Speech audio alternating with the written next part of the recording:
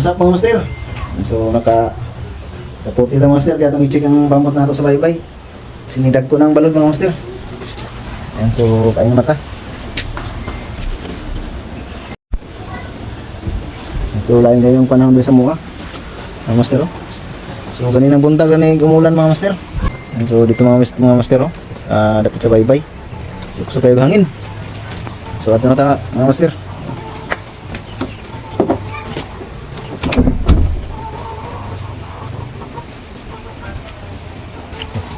Few moments later. So muna yung sitwasyon karon diri sa baybay mga master.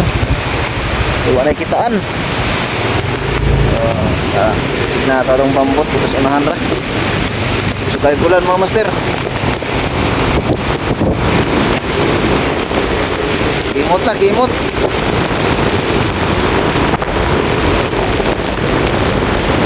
Pambot mga master.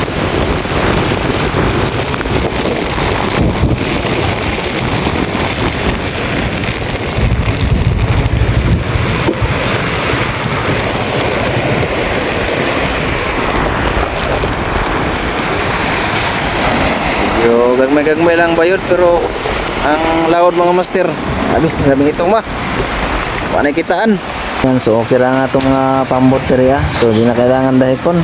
Hanggang dito lang yung vlog natin. Yan, mo power and God bless.